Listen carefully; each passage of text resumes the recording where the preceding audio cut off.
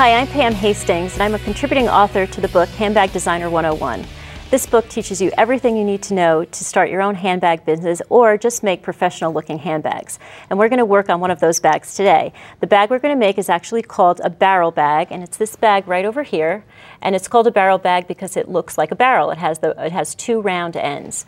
This other bag, the navy blue bag, is a duffel bag that's kind of a hybrid between a traditional duffel bag and the barrel bag. You can make it in any size you want. You can make round ends, or you can make a little bit of an oval end shape like we have on this bag. On the smaller barrel bag, what you want to do is, again, create your own ribbon or trim down the front of the bag. Okay, so use a little creativity, experiment with the fabrics, and you'll have a perfect bag. The first thing I'm going to show you how to do is to make the strips that actually go down the front of the bag. We're going to use the bias tape maker to do that.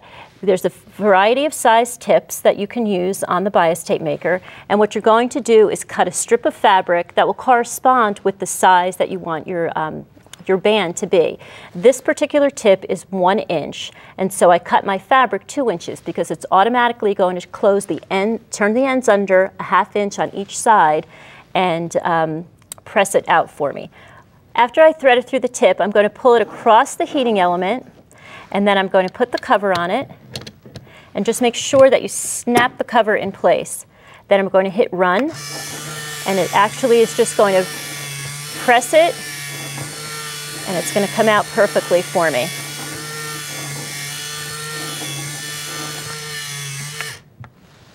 You can make bias strips, or you can cut the strips on the straight of grain. If you're going to use it for piping or anything that's going around a curve, you absolutely want to cut your strips on the bias. If you're going to do what I've done on the front of the bag, I personally prefer to use strips cut on the grain of the fabric because they're just a little bit easier to sew. They keep their shape and they don't stretch out of shape.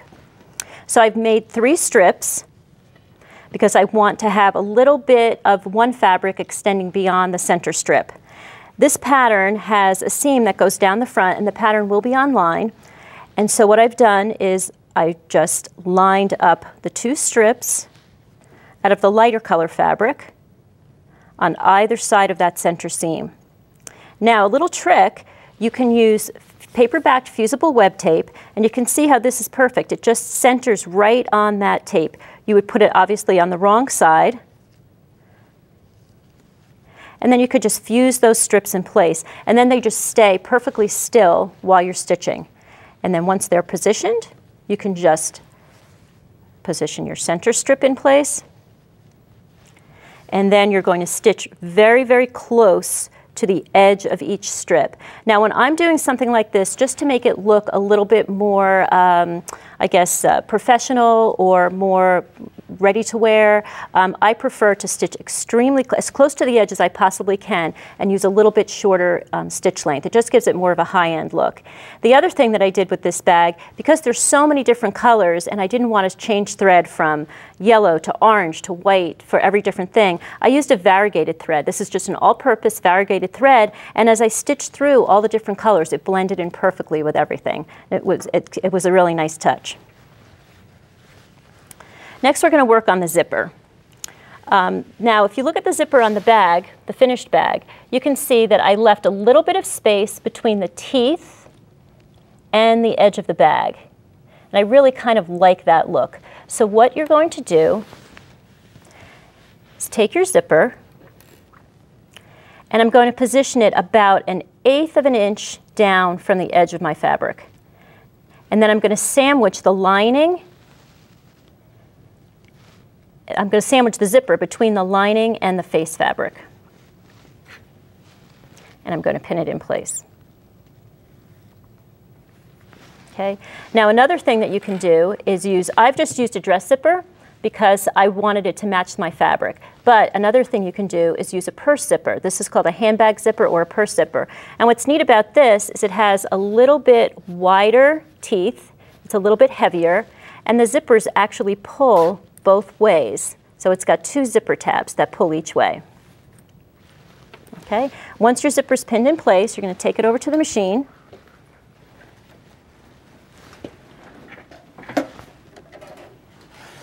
And I'm going to sew about 1/4 inch in from the edge.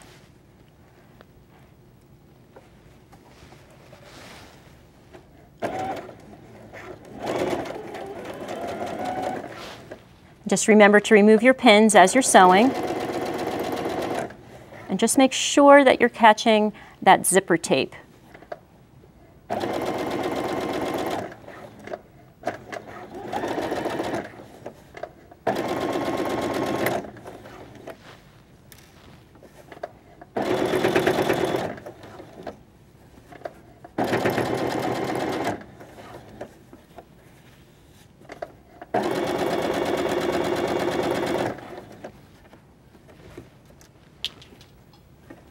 And just sew all the way to the end.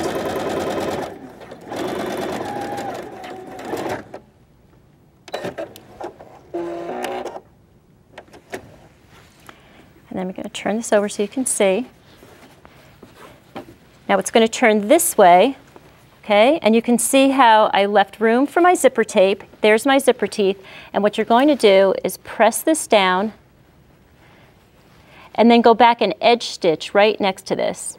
And then you'll simply take the other side of your zipper and the other side of your bag and put the remaining part of your lining in place.